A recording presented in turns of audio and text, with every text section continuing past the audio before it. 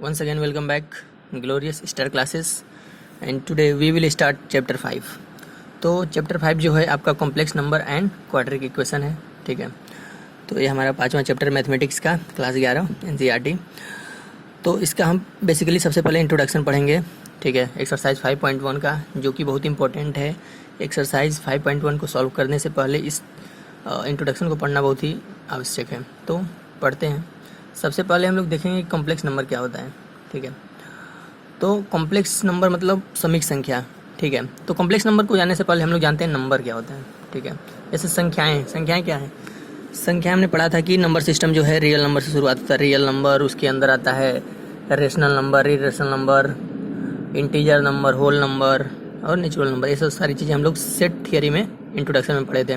ठीक है, तो नंबर जो है वो बेसिकली दो प्रकार के होते हैं. एक होता है रियल नंबर, वास्तविक संख्या, और दूसरा होता है इमेजिनरी नंबर. ठीक है, यानी कि काल्पनिक संख्या. तो काल्पनिक संख्या क्या होता है, अगर हमारा जैसे रियल नंबर क्या है, कोई भी संख्या हो गया, आपका ये हो गया √7 हो गया. ठीक है, -1/2 हो गया, कोई भी संख्या सब रियल नंबर के अंतर्गत आता है. लेकिन काल्पनिक संख्या क्या होती है, अगर रूट में कोई भी संख्या माइनस साइन के साथ है, जैसे √-7, √-10, √-9, इस तरह कुछ है. कोई भी संख्या अगर रूट में है और उसका निगेटिव साइन के साथ है, ठीक है, तब वैसी संख्या को हम लोग काल्पनिक संख्या कहते हैं. और इसमें क्या बेसिकली किया गया, एक टर्म लिया गया आई. ठीक है, जो कि एक ग्रीक लेटर आयोटा से इसका डिराइव किया गया है. ठीक है, तो इसको बताया गया कि आई इज इक्वल टू क्या होगा, आई का जो मान होगा वो होगा √-1. ठीक है, तब यहीं से कॉम्प्लेक्स नंबर की शुरुआत हो जाती है. ठीक है, तो i इज इक्वल टू क्या होगा, √-1. तो अगर हम √-7 की बात करें तो क्या हो जाएगा आपका, अगर इसको लिख सकते हैं -1 × 7, तो ये इसको लिख सकते हैं -1 × √7. और √-1 को क्या लिखेंगे, i लिखेंगे. √-1 इज इक्वल टू क्या हमने बताया अभी, i. √-1 को i यानी i √7 इसको लिख सकते हैं. यानी √-7 को क्या लिखेंगे, i √7. तो यहाँ पे एक नए लेटर एक है i, इसका डिराइव किया गया. ठीक है, जो कि जिसका मान कितना होता है, इसका मान होता है √-1. तो यहीं से कॉम्प्लेक्स नंबर की शुरुआत होती है. अब देखते हैं कॉम्प्लेक्स नंबर. तो कॉम्प्लेक्स नंबर क्या है, अगर कॉम्प्लेक्स मतलब समीक संख्या, यानी कई दो प्रकार की संख्याओं से मिल के बना है, real number and imagine number. अगर कोई ऐसी संख्या है जो रियल नंबर और इमेजिन नंबर से मिल के बनी है, तो उसे क्या कहेंगे हम लोग, कॉम्प्लेक्स नंबर कहेंगे. जैसे अगर हम लिख दें 5 + √-5, तो यह क्या है, रियल नंबर है, और ये क्या है, इमेजिनरी नंबर है. ठीक है, तो इन दोनों से मिलके बना है, तो इसे क्या कहेंगे हम लोग, कॉम्प्लेक्स नंबर कहेंगे. तो इसको हम क्या लिख सकते हैं, हम 5 प्लस इसको क्या लिख देंगे, इसको हम जानते हैं √-1 × √-5, यानी 5 प्लस इसका मान क्या होता है, √-1 i. तो इसको हम ऐसे भी लिख सकते हैं, यानी 5 + √-5 को लिख सकते हैं 5 + i√5. ठीक है, जहाँ i का वैल्यू क्या होता है, √-1. ठीक है, तो यही है कॉम्प्लेक्स नंबर, और इसके बारे में अभी हम लोग डीपली पढ़ेंगे. ठीक है, अगर हम लिख दें कि ओनली आई लिख दें, तो आई एक कॉम्प्लेक्स नंबर है कि नहीं है. ठीक है, क्योंकि ये रियल नंबर और इमेजिन नंबर दोनों से मिलके बना है. अगर हम लिख दें 3i, तो ये भी एक कॉम्प्लेक्स नंबर है, क्योंकि यह रियल नंबर और इमेजिन नंबर से मिलके बना है. ठीक है, तो आई जो होता है वो होता है इमेजिनरी नंबर. ठीक है, जिसका मान क्या होता है, √-1. ठीक है, अब कॉम्प्लेक्स नंबर के बारे में और डीपली जानने से पहले हम सबसे पहले देखेंगे कि क्वाड्रेटिक इक्वेशन, जो कि हम क्लास 10th में पढ़े थे. ठीक है, एक बार फिर से उसको रिवाइज करते हैं. क्वाड्रेटिक इक्वेशन क्या होता है, यानी कि द्विघात समीकरण. द्विघाती समीकरण में क्या होता है, x का मैक्सिमम पावर, यानी कोई भी अगर चर है उसमें x, y, z कुछ भी, उसका पावर कितना होना चाहिए, 2 होना चाहिए. मैक्सिमम पावर 2 होना चाहिए, अधिकतम. ठीक है, जैसे हमारे पास एक बेसिक इक्वेशन है x² + bx + c = 0. तो जब हम हाई स्कूल में इसका रूट निकालते थे, मूल निकालते थे, तो अल्फ़ा और बीटा क्या होते थे, शेषधाराचार्य के नियम से -b ± √(b² - 4ac/2a. तो एक बार प्लस लेने पर, एक बार माइनस लेने पर दो रूट हमें अल्फा और बीटा हमें क्या होते थे, मिल जाते थे. ठीक है, इसके अलावा हमने और पढ़ा था कि डिस्क्रिमिनेंट, दैट इज़ द विविक्तर, जिसको डी से हम लोग प्रदर्शित करते थे. ठीक है, तो डी का मान अगर 0 से बड़ा है, ठीक है, अगर हम कहते थे डी का मान > 0, ठीक है, डी बराबर होता क्या है, डी बराबर होता है b² - 4ac. ठीक है, जहाँ ए बी सी क्या है, ए है x² का गुणांक, बी है एक्स का गुणांक और सी है कांस्टेंट, ठीक है, मतलब यहाँ पे एक्स की पावर 0 हो सकता है। तो डी इक्वल टू है बी स्क्वायर माइनस 4ac। अगर डी का मान 0 से बड़ा है तो रूट हमारे क्या होते थे, रियल, यानी हमारे रूट जो मिलते थे वास्तविक संख्या मिलते थे, कोई भी वास्तविक संख्या मिलेगा, ठीक है। एंड अनइक्वल, असमान, रियल नंबर वास्तविक और असमान होंगे। वास्तविक मतलब वास्तविक संख्या कोई मिलेगी रूट, और असमान होंगे मतलब कि उनके मान आपस में बराबर नहीं होंगे। यानी मैथमेटिकली क्या कह सकते हैं, अल्फ़ा और बीटा आपस में बराबर नहीं होंगे, लेकिन अल्फ़ा और बीटा रियल नंबर के एलिमेंट होंगे, ठीक है। तो ये हमने सेट फॉर्म में भी बता दिया। अब है अगर डी का मान 0 हो जाए, यानी बी स्क्वायर माइनस 4ac क्या हो जाए, इक्वल टू 0 हो जाए। यहाँ पे क्या था, ग्रेटर देन 0 था। अगर 0 के बराबर हो जाए तो क्या होगा, हमारे रूट होंगे रियल, यानी रूट हमें जो मूल हैं, रूट्स हमें जो मिलेंगे अल्फ़ा और बीटा वास्तविक संख्या मिलेंगे, तथा इक्वल मिलेंगे, मतलब अल्फ़ा और बीटा आपस में बराबर होंगे, और alpha beta element of real number होंगे, ठीक है। तीसरा कंडीशन क्या होता था, अगर विविक्तर हमारा 0 से छोटा हो जाए, ठीक है, यानी डी लेस देन 0। अगर हमारा विविक्तर यानी डी क्या होता है, बी स्क्वायर माइनस 4ac, अगर छोटा हो जाए किससे, 0 से, उस कंडीशन में क्या होता है, जो हमें रूट मिलते हैं वो इमेजिनरी यानी कि काल्पनिक रूट मिलते हैं, काल्पनिक, ठीक है। तो यहीं से काल्पनिक संख्या की शुरुआत होती है, और कॉम्प्लेक्स नंबर में इसका बहुत अधिक इंपॉर्टेंस है, ठीक है। तो roots are imaginary and unequal, जो हमें मूल मिलेंगे वो काल्पनिक होंगे और असमान होंगे, यानी अल्फ़ा और बीटा बराबर नहीं होंगे, लेकिन अल्फ़ा और बीटा एलिमेंट होंगे आई के। आई मतलब इमेजिनरी नंबर, अभी बताया था उधर, इमेजिनरी नंबर यानी कि काल्पनिक संख्या के एलिमेंट होंगे, ठीक है।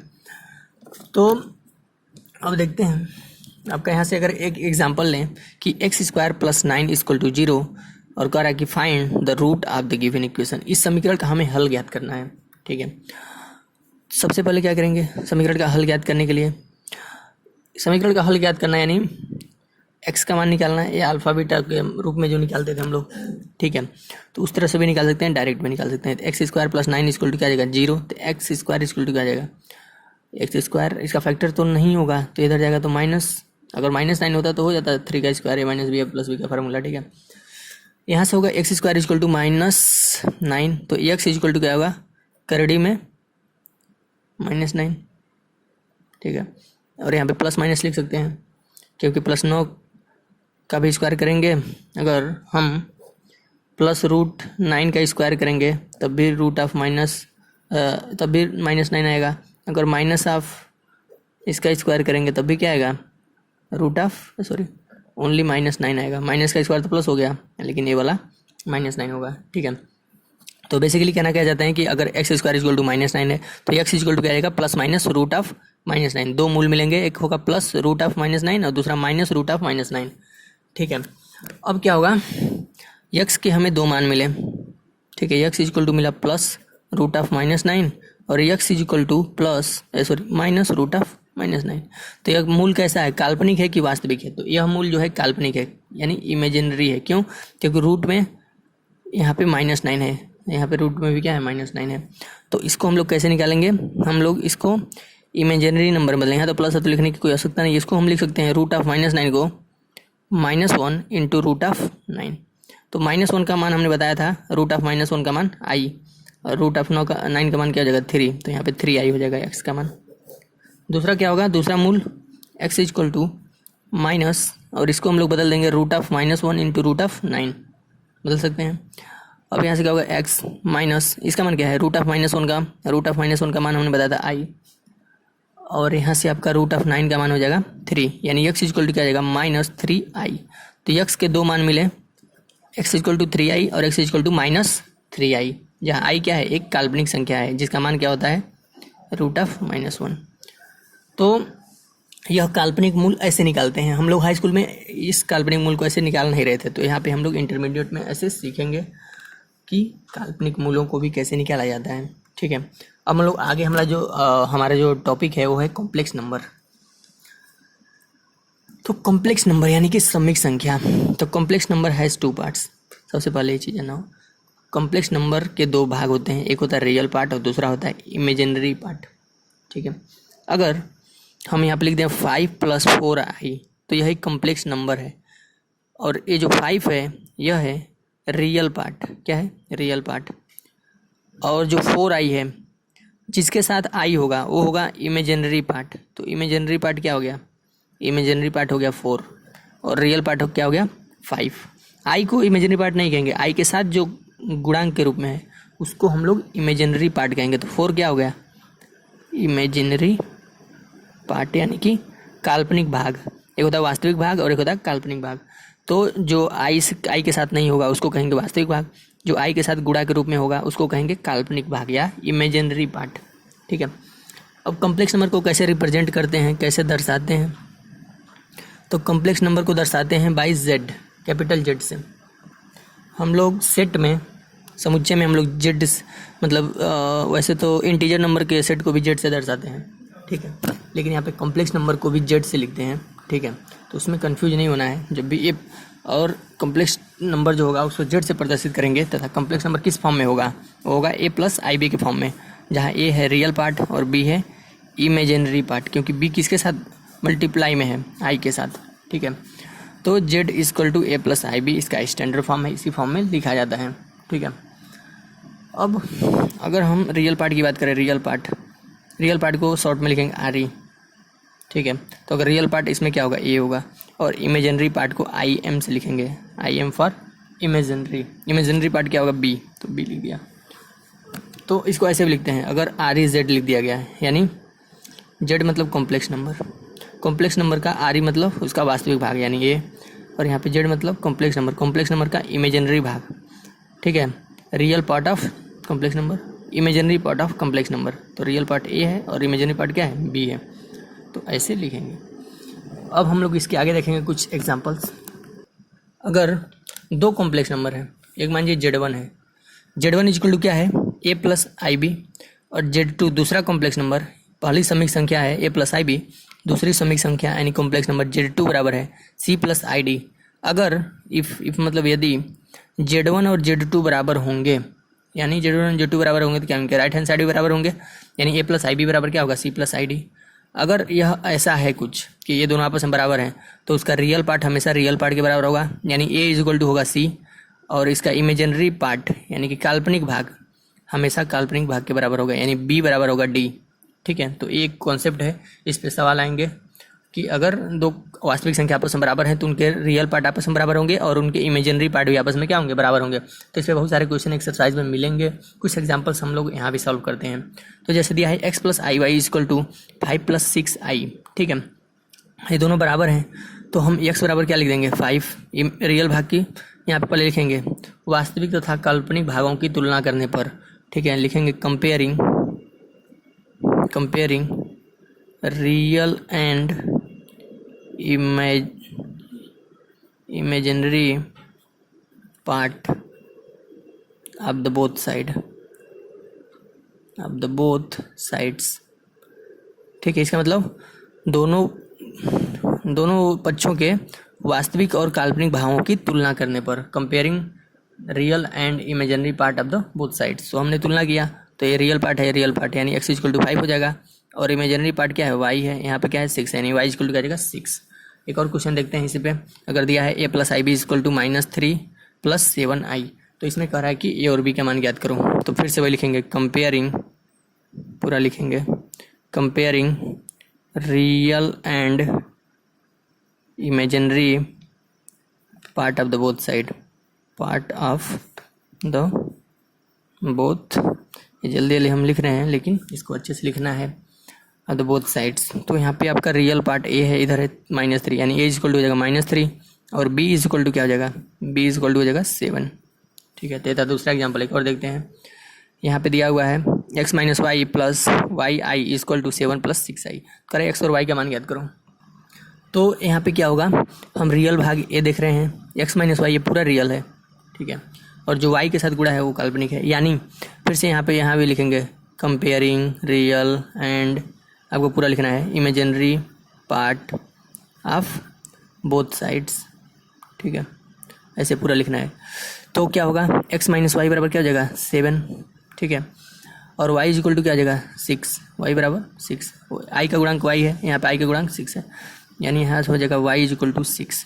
अब हमें x का भी मान निकालना है, तो इस समीकरण में जो y minus x minus y बराबर 7 मिला है, यहाँ पे 6 रख देंगे y की जगह पे, तो x माइनस 6 बराबर 7, यानी x बराबर क्या हो जाएगा 6 उधर जाएगा तो जुड़ जाएगा यानी 13, यानी x का मान आ गया 13 और y का मान आ गया 6।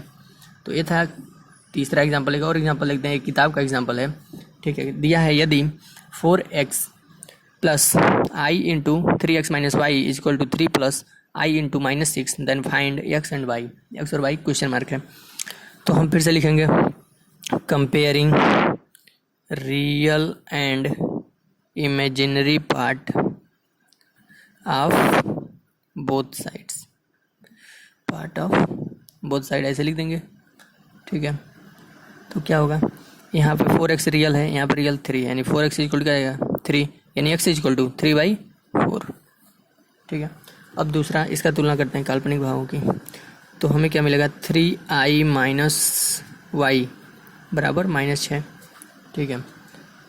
3x यहाँ पे 3x minus y is equal to -6, यहाँ पे x का मान 3/4 रख देंगे, तो यहाँ पे हो जाएगा 3/4 minus y is equal to -6, तो यहाँ से हो जाएगा minus y is equal to -6, यहाँ पे 9/4 है, उधर जाएगा तो -9/4, तो यहाँ से आपका क्या हो जाएगा minus y is equal to, अगर हम इसको डायरेक्ट उड़ा करें 6 चौको 24, 24 में 9 जोड़ेंगे तो 9 4 13 33/4, तो माइनस माइनस कट गया, यानी y इज इक्वल टू क्या आ गया 33/4। तो इस प्रकार से हमें x और y का मतलब मान मिला, x इज इक्वल टू 3/4 और y is equal to 33/4।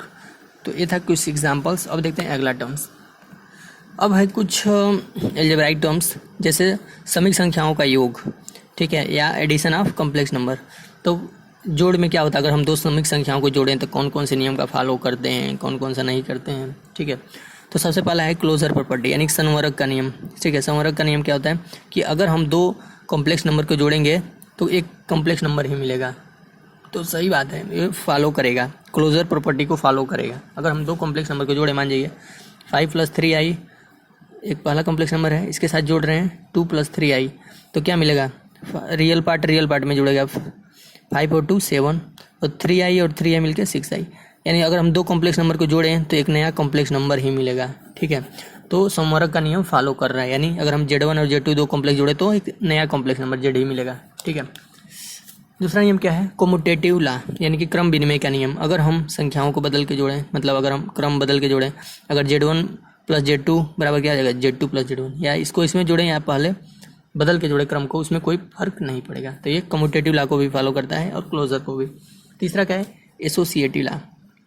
Associative law क्या है कि अगर हम सहचार के नियम जिसे कहते हैं, अगर Z1 Z2 Z3 तीन क्या हैं आपके कॉम्प्लेक्स नंबर हैं, तो अगर हम Z1 और Z2 पहले जोड़ते हैं उसके बाद Z3 जोड़े, या इन दोनों को पहले Z2 और Z3 को जोड़ने के बाद फिर से Z1 में जोड़े, उनके मान में कोई अंतर नहीं पड़ेगा। मतलब एडिशन में एसोसिएटिव लॉ भी फॉलो कर रहा है, ठीक है। चौथा क्या है, एग्जिस्टेंस ऑफ एडिटिव आइडेंटिटी। मतलब इसका मतलब ये होता है योगात्मक तत्समक का अस्तित्व। मतलब होता है अगर हम कोई कॉम्प्लेक्स नंबर है उसमें कुछ ऐसा जोड़ें, कोई ऐसा कॉम्प्लेक्स नंबर जोड़ें कि उसका मान न परिवर्तन हो, तो हम लोग क्या कहेंगे कि यह योगात्मक तत्समक का अस्तित्व है, मतलब एग्जिस्टेंस है एडिटिव आइडेंटिटी का, ठीक है। तो अगर हम एक कॉम्प्लेक्स नंबर मान लीजिए Z है, जैसे a + ib है, इसमें हम दूसरा कॉम्प्लेक्स नंबर क्या जोड़ें कि फिर से a + ib ही मिल जाए, तो हम इसमें जोड़ सकते हैं 0, लेकिन 0 तो कॉम्प्लेक्स नंबर नहीं है, तो इसको कॉम्प्लेक्स नंबर बनाने के लिए i × 0 कर सकते हैं, ठीक है। इसको थोड़ा बड़ा लिखना पड़ेगा, लिखाई भी नहीं देगा। यहाँ पे अगर a + ib क्या है, एक कॉम्प्लेक्स नंबर है, इसमें हम क्या जोड़ें कि फिर से हमें यही कॉम्प्लेक्स नंबर a + ib मिल जाए, तो इसमें कोई ऐसा कॉम्प्लेक्स नंबर जोड़ना है कि यही फिर से मिल जाए, तो इसमें हम जोड़ देंगे 0, लेकिन 0 कॉम्प्लेक्स नंबर नहीं है, यानी 0 × i जोड़ सकते हैं।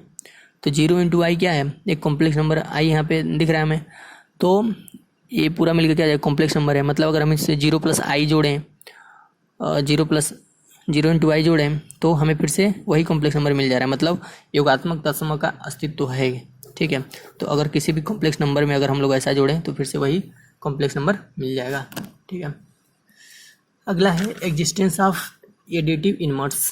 मतलब एडिटिव इन्वर्स का मतलब ये होता है कि अगर कोई कॉम्प्लेक्स नंबर है उसमें हम कोई दूसरा कॉम्प्लेक्स नंबर जोड़ दें तो 0 आ जाना चाहिए। तो अगर 0 आ जाएगा तो वो एडिटिव इनवर्स का अस्तित्व है, यानी योगात्मक प्रतिलोम, ठीक है, जिसे कहते हैं।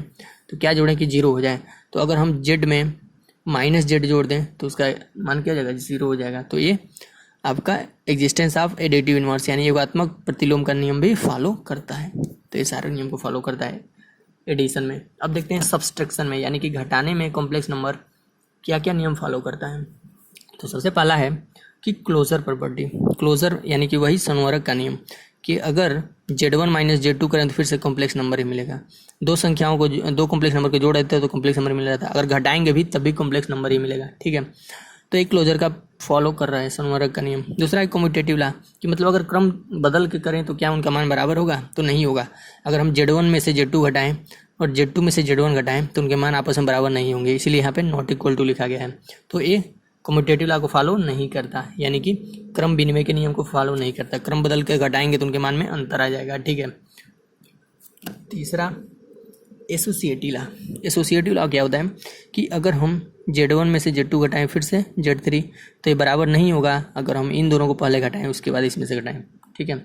तो ये एसोसिएटिव लॉ फॉलो नहीं करते हैं सब्सट्रैक्शन में, यानी कि घटाने में। अगला क्या है, एग्जिस्टेंस ऑफ एडिटिव आइडेंटिटी। मतलब अगर हम इसमें से कुछ ऐसा घटा दें कि उसका मान न बदले, एडिटिव आइडेंटिटी, ठीक है, यानी तत्समक का अस्तित्व, उसमें बताया था तत्समक का अस्तित्व। एग्जिस्टेंस मतलब अस्तित्व, ठीक है। आइडेंटिटी मतलब तत्समक, ठीक है। योगात्मक तत्समक का अस्तित्व कब होगा, अगर हम कुछ ऐसी संख्या घटा दें, ऐसा कॉम्प्लेक्स नंबर घटाएं कि उसका मान न बदले। मतलब अगर जेड में से हम 0 + 0i घटा दें तो उसका मान फिर से जेड हो जाएगा, यानी घटाने के बाद भी या जोड़ें तब भी उसके मान में कोई फ़र्क नहीं पड़ रहा था, ठीक है। तो अगर जोड़ने पे कोई फ़र्क नहीं पड़ रहा था तो हो गया आपका योगात्मक तत्समक, जो ऊपर हम लोगों ने पढ़ा था, ठीक है, यहाँ पे हमने पढ़ा था। अगर घटाने में कोई मान में फ़र्क नहीं पड़ रहा है तो हो गया आपका additive identity in subtraction. Subtraction में भी कोई फ़र्क नहीं पड़ रहा है, तो ये इस नियम का फॉलो कर रहा है, ठीक है। अब है एग्जिस्टेंस ऑफ एडिटिव इनवर्स। मतलब इसमें से कुछ ऐसा घटा दें कि ज़ीरो हो जाए, ठीक है। उसमें कुछ ऐसा जोड़े थे, इसमें हमने जोड़ा था -z को, इसमें हमने घटा दिया z को ही घटा दिया, तो हो गया आपका 0। तो मतलब यह एडिटिव इनवर्स यानी योगात्मक प्रतिलोम का भी पालन करता है। तो ये थे कुछ एडिशन और सब्सट्रैक्शन कॉम्प्लेक्स नंबर के कौन कौन से रूल्स को लॉ को फॉलो कर रहे हैं। अब अगला देखते हैं, इसमें हम लोग सीखेंगे कि दो समिक संख्याओं का कॉम्प्लेक्स नंबर का गुणा कैसे करते हैं। तो गुणा जिस तरह सेम एलजेब्रा में करते हैं पॉलिनोमियल्स का, जैसे x+2 का x² + 5 में कुछ भी ऐसा गुणा करते हैं, पहले का पूरे के साथ गुणा, फिर से दूसरे का पूरे सेकंड ब्रैकेट के साथ मल्टीप्लिकेशन, उसी प्रकार से इसमें भी क्या करेंगे हम लोग सिंपल मल्टीप्लिकेशन करते हैं, ठीक है। कुछ चीज़ों का ध्यान रखा जाता है। तो मानिए हमारे पास दो कॉम्प्लेक्स नंबर है, Z1 = A1 + IB1 और Z2 = A2 + IB2, ठीक है।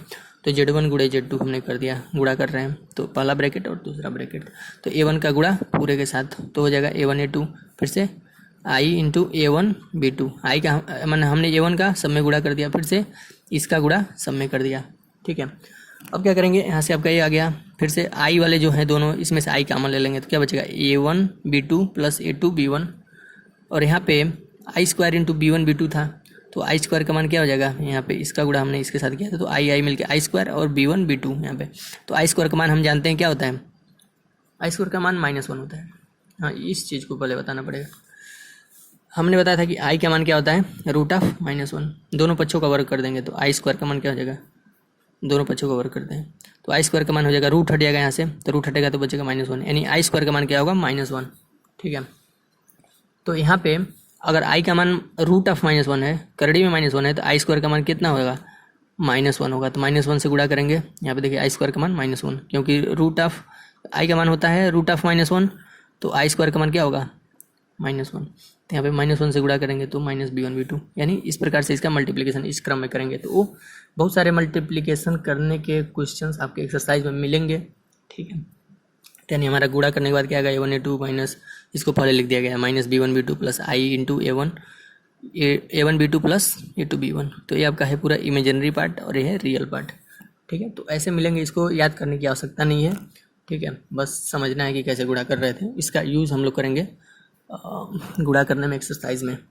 अगला प्रॉपर्टी हम लोग देखते हैं property of multiplication of two complex number, मतलब दो समिक संख्याओं के गुणन का नियम, कि मतलब अगर दो समिक संख्याएं हैं, ठीक है, वो कौन कौन से रूल को फॉलो करते हैं। तो क्लोजर का तो फॉलो करेंगे। अभी हमने देखा कि अगर दो कॉम्प्लेक्स नंबर का गुणा करें तो एक कॉम्प्लेक्स नंबर ही मिलेगी। यहाँ पे हमने देखा कि दो कॉम्प्लेक्स नंबर थी Z1 Z2, गुणा करने के बाद अंत में क्या मिला, गुणा करने के बाद ये भी एक कॉम्प्लेक्स नंबर ही मिला। ये रियल पार्ट हो गया, ये इमेजिनरी पार्ट हो गया, ठीक है। मतलब क्लोजर का फॉलो कर रहे हैं, दो कॉम्प्लेक्स नंबर गुणा करने के बाद मिल रहा है कॉम्प्लेक्स नंबर ही। दूसरा क्या, कम्यूटेटिव क्रम बदलने पर भी कोई फर्क नहीं पड़ेगा, अगर हम Z1 का Z2 में करें या Z2 का Z1 में गुणा करें, उनका मान उतना ही आएगा। तीसरा क्या, एसोसिएटिव लॉ, ये भी फॉलो करेंगे, पहले इन दोनों का करो बाद में इसमें, या पहले इन दोनों का गुणा करो बाद में इसमें। तो एसोसिएटिव लॉ का भी फॉलो कर रहे हैं, साहचर्य का नियम। अगला है मल्टीप्लिकेटिव इनवर्स, मतलब हम एक कॉम्प्लेक्स नंबर में ऐसे कॉम्प्लेक्स नंबर का गुणा करें कि उसका मान फिर से वही मिल जाए। तो अगर हम यहाँ पे 1 से गुणा कर दें तो उसका मान वही मिल जाएगा, लेकिन 1 कॉम्प्लेक्स नंबर नहीं है, इसके साथ i भी होना चाहिए। तो हम यहाँ पे लिख सकते हैं 0 × i, ठीक है। तो अब एक कॉम्प्लेक्स नंबर बन गया। अब z का हम इस कॉम्प्लेक्स नंबर में गुणा करेंगे फिर से z ही मिल जाएगा, क्योंकि z का 1 में गुणा होगा तो z हो जाएगा, लेकिन z का 0i में गुणा होगा तो 0 हो जाएगा, ठीक है, यानी z ही मिल जाएगा। तो ये स्मॉल i है, 0 × i, ठीक है। तो इसको थोड़ा समझना पड़ेगा कि हम लोग को, हाँ। तो मान लीजिए एक z है, इसका गुणा हम एक complex number z a + ib, ठीक है। अब इसमें हम किस में गुणा करें, हम मान लीजिए इसका गुणा ऐसा करना है कि फिर से वही कॉम्प्लेक्स नंबर, तो इसमें अगर हम गुणा कर दें तो इस a का गुणा 1 में होगा तो ये हो जाएगा, a का गुणा 0i में होगा तो 0 हो जाएगा, फिर से ib का गुणा 1 में होगा तो ib होगा, ib का गुणा 0i में होगा तो 0 हो जाएगा, यानी मिला क्या, a + ib जो कि z ही है, ठीक है, यानी वही फिर से चीज़ मिल गया। तो अगर हम किसी कॉम्प्लेक्स नंबर का गुणा 1 + ib में करें, 1 + i0 में करें तो वही मिल जाएगा, यानी मल्टीप्लिकेटिव आइडेंटिटी फॉलो कर रहे हैं। इसके बाद से मल्टीप्लिकेटिव इनवर्स, अगर हम किसी कॉम्प्लेक्स नंबर का गुणा ऐसे कॉम्प्लेक्स नंबर में करें कि 1 आ जाए, तो अगर हम z का गुणा 1/z में कर दें तो 1 आ जाएगा। दो कॉम्प्लेक्स नंबर का गुणा हुआ है लेकिन 1 आ गया, यानी मल्टीप्लिकेटिव इनवर्स, ठीक है, गुणन के प्रतिलोम नियम का फॉलो हो रहा है, ठीक है। तो ये सब सारी चीज़ें हो गई इसमें। अगला जो टर्म पढ़ना है वो है कंजुगेट। कंजुगेट मतलब होता है संयुग्मी। तो यह क्या होता है इसको देखते हैं। अगर कोई कॉम्प्लेक्स नंबर z है तो इसका संयुग्मी को कैसे लिखेंगे, इसके संयुग्मी को लिखेंगे z बार से, ठीक है। और क्या होता है, बहुत ही आसान चीज़ है। अगर z बराबर a + ib है कोई कॉम्प्लेक्स नंबर, तो उसका कंजुगेट ऑफ z, इसको लिखेंगे z बार, इसको पढ़ते हैं बार, z बार, ठीक है। तो इसका मान क्या होगा, जहाँ इमेजिनरी पार्ट होगा वहाँ पे माइनस चिन्ह ला देंगे, ठीक है। अगर a + ib है तो यहाँ क्या लिख देंगे, a - ib, ठीक है। अगर माइनस रहेगा तो यहाँ प्लस लिख देंगे, ठीक है। तो किसी भी कॉम्प्लेक्स नंबर का जो कंजुगेट होता है उसे z बार से रिप्रेजेंट करते हैं, और जहाँ इमेजिनरी पार्ट होता है उसका साइन बदल देते हैं, ठीक है। एग्जाम्पल की सहायता से देखते हैं। अगर दिया है z = a 3 + 4i then find its conjugate, इसके संयुग्मी ज्ञात करो। तो z बराबर दिया है 3 + 4i, तो कंजुगेट क्या होगा, 3 - 4i, ठीक है। As simple as that. जहाँ इमेजिनरी पार्ट है उसका साइन चिन्ह बदल देते हैं, ठीक है। अपोजिट साइन, प्लस है तो माइनस, माइनस है तो प्लस। एक और दिया है एग्जाम्पल दूसरा, इफ़ z = -2 - 3i देन इसका कंजुगेट क्या होगा, z बार -2 तो रहेगा ही, और यहाँ पे -3 है तो यहाँ पे हो जाएगा +3i, ठीक है। तो ऐसे हम लोग कंजुगेट यानी कि संयुग्मी ज्ञात करते हैं। इसका यूज बहुत सारे क्वेश्चंस में है, कुछ डायरेक्ट कुछ इनडायरेक्ट इसका यूज है चैप्टर में, एक्सरसाइज में, उसको वहाँ पे सॉल्व किया जाएगा। अगला जो चीज़ पढ़ेंगे वो पढ़ेंगे properties of conjugate of complex number, ठीक है। समीक संख्याओं के संयुग्मी का गुण। अभी हम लोगों ने कंजुगेट निकालना सीखा, अब उसके क्या क्या गुण होते हैं ये भी चीज़ पढ़ेंगे। अगर कोई संयुग्मी है उसका फिर से संयुग्मी निकालेंगे तो फिर से वही रियल नंबर मिल जाएगा। जैसे एग्जाम्पल की सहायता से देखते हैं। अगर z बराबर a + ib है तो z बार क्या होगा, a - ib। अब फिर से इस z बार का एक और बार निकालेंगे, ठीक है, एक बार और संयुग्मी निकालेंगे।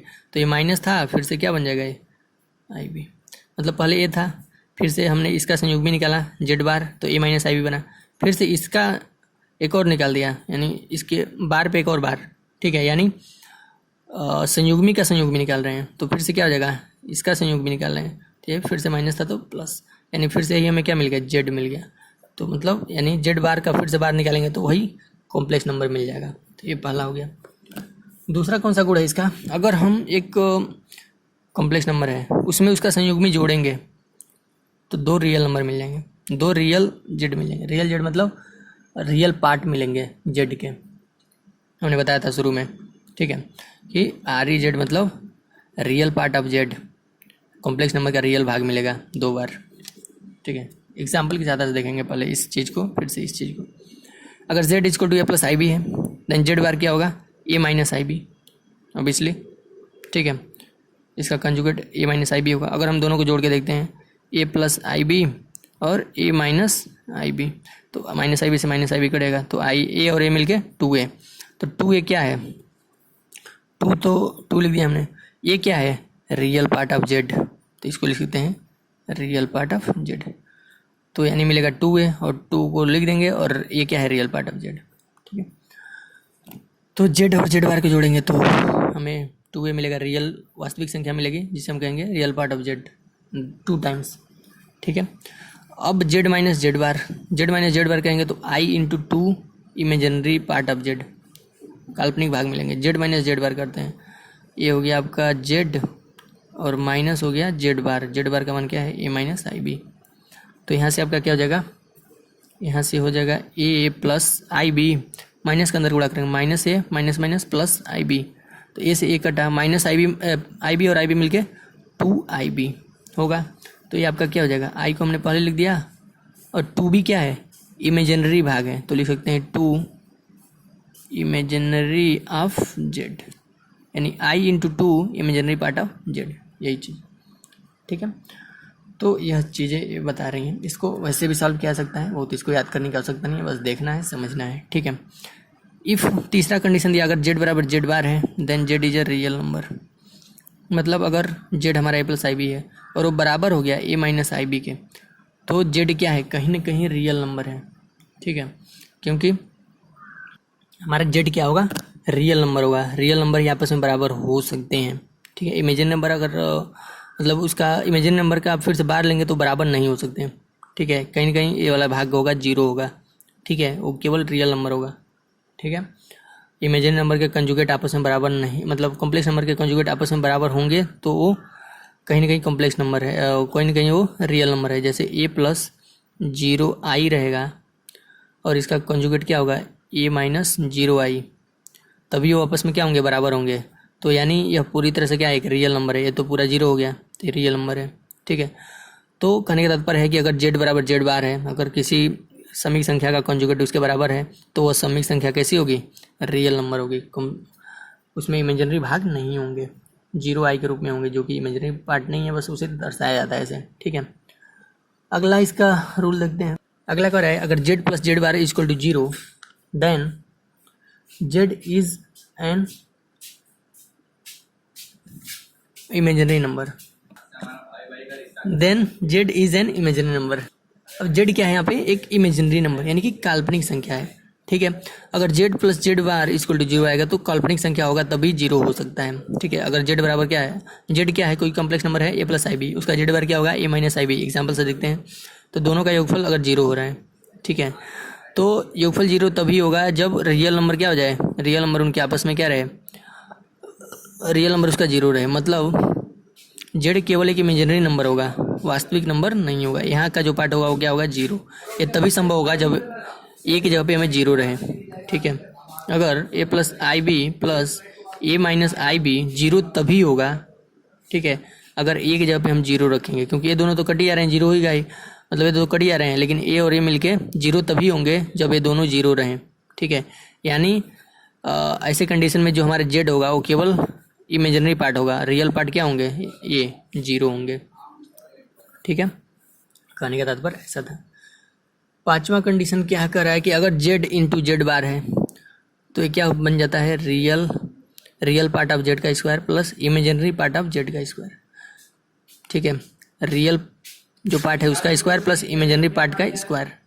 जैसे मान लीजिए z equal to a plus i b है और जेड बराबर है ए माइनस आई बी, अगर हम दोनों का मल्टीप्लिकेशन करके देखें तो क्या होगा, ये हमें दिख रहा है ए प्लस बी और ए माइनस बी का फार्मूला, तो यहाँ से क्या हो जाएगा आपका ए स्क्वायर माइनस बी स्क्वायर, ठीक है। तो यहाँ पे क्या हो जाएगा, ए स्क्वायर माइनस यहाँ पे हो जाएगा आई का स्क्वायर इंटू बी स्क्वायर, और आई स्क्वायर बराबर हमने बताया था कि आई स्क्वायर बराबर 1 होता है, आई बराबर क्या होता है, रूट ऑफ -1, तो आई स्क्वायर बराबर क्या हो जाएगा, रूट हट जाएगा यानी -1, तो आई स्क्वायर की जगह पे -1 रखेंगे, तो यहाँ से आपका क्या हो जाएगा -1, तो माइनस माइनस क्या हो जाएगा प्लस b²।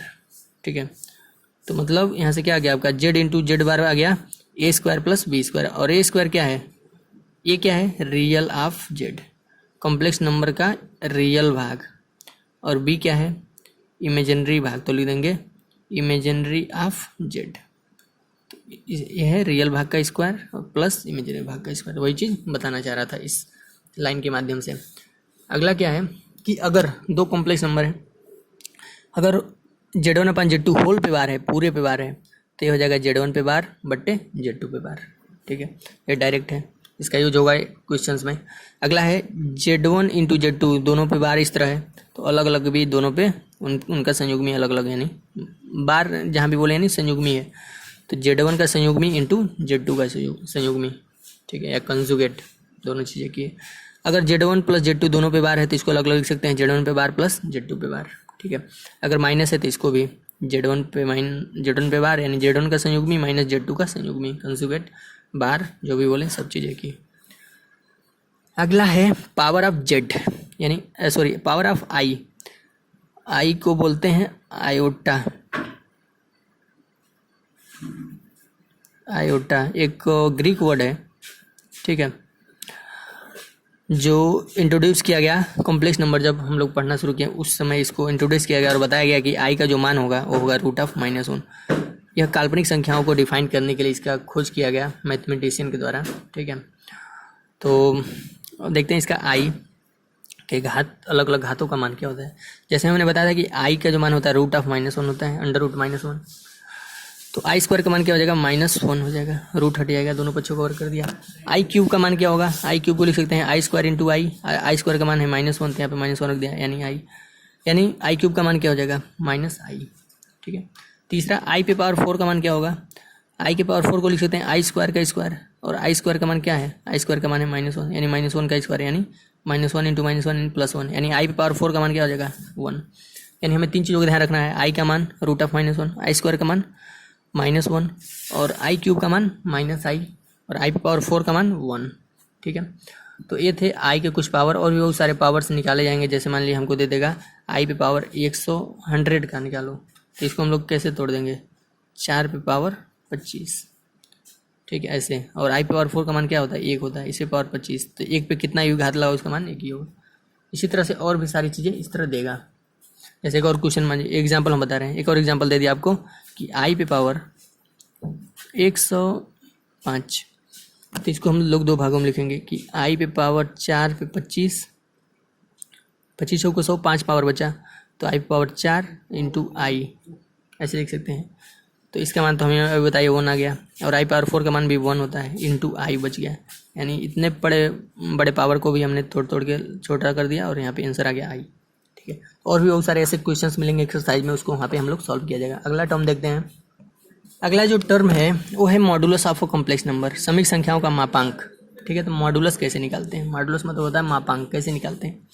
अगर हमारे पास z एक कॉम्प्लेक्स नंबर है, उसका मान है a+ib, तो उसका मॉडुलस यानी कि मापांक क्या होगा, इसका जो मापांक होगा उसको लिखते हैं मॉड z, इसको बोलते हैं मॉड, इसको मोड बोलते हैं।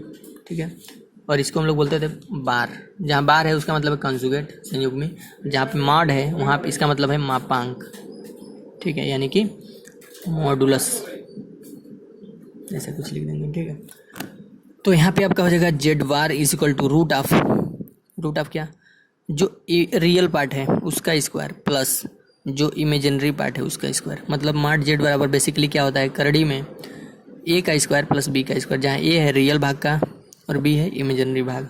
ठीक है, इसको मान लेते हैं समीकरण नंबर 1, और आगे कुछ और मिलेंगे। अभी कंजुगेट देखते हैं, z का कंजुगेट z बार क्या होगा, a-ib होगा, यहाँ पे a+ib था, a-ib, तो इसको हम लोग क्या लिख देंगे a+i रूट i कोष्टक में -b। तो इसका मापांक निकालते हैं, z बार का मापांक निकालते हैं। अभी z का निकाले थे, अब z बार का, तो क्या होगा, करड़ी में a का स्क्वायर प्लस -b का स्क्वायर, तो ये भी a square plus b square होगा, इन समीकरण 2। एक और देखते हैं, अगर -z है, यहाँ पे z बराबर क्या था a+ib, तो -z बराबर क्या होगा, -a -b, माइनस का गुणा कर दिया दोनों साइड में, तो माइनस जेड का मापांक निकालेंगे तो क्या होगा, करड़ी में माइनस ए का स्क्वायर प्लस माइनस बी का स्क्वायर, ये रियल भाग और इमेजिनरी भाग माइनस बी, तो भी क्या हो जाएगा ए स्क्वायर प्लस बी स्क्वायर। यानी हम समीकरण 1 2 3 से क्या देख रहे हैं, इसका मान भी उतना ही आ रहा है, माड ऑफ जेड बार का मान भी उतना आ रहा है और माड ऑफ माइनस जेड का मान भी इतना ही आ रहा है। मतलब हम कह सकते हैं from equation first second and thirds you can say mod of Z is equal to mod of Z bar is equal to mod of minus Z. मतलब अगर हम जेड का माड लें या उसके कंजुगेट का या माइनस जेड का, तीनों का मान क्या होगा, बराबर होगा। तो ये चीज़ हमें याद रखना है, ये भी चीज़ याद रखना है और ये भी चीज़, सारी चीज़ें, ठीक है। अब करते हैं दो चीज़ों का मल्टीप्लिकेशन, किसका किसका, जेड का और जेड बार का, ठीक है।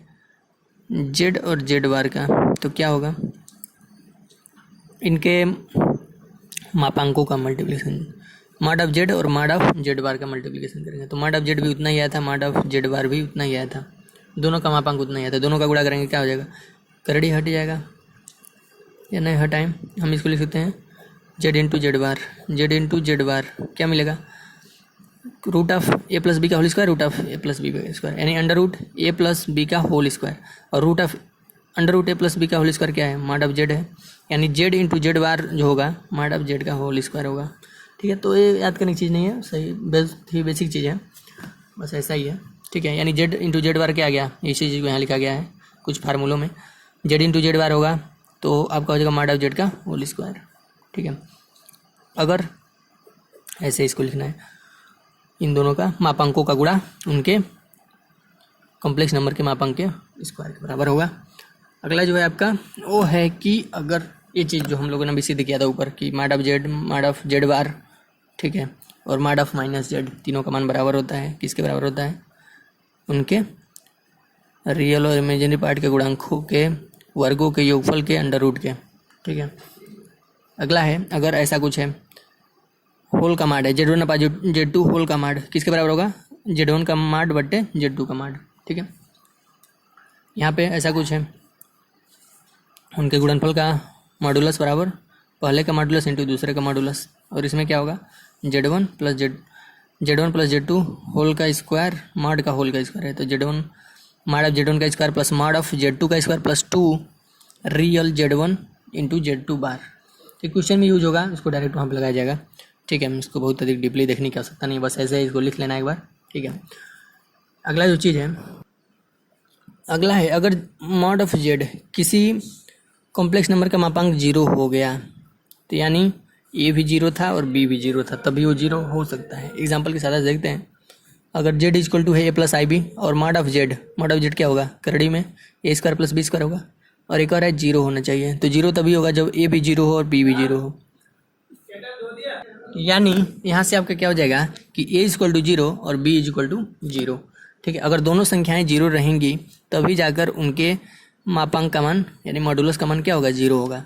तो यहाँ पे 0 होना चाहिए, यहाँ पे भी 0, ठीक है। अन्यथा कभी भी 0 नहीं हो सकता मॉड ऑफ जेड का मान, ठीक है। और कोई भी संख्या रख के यहाँ पे हम देखें 0 नहीं आ सकता, दोनों का मान हमें 0 होना ही चाहिए, ठीक है।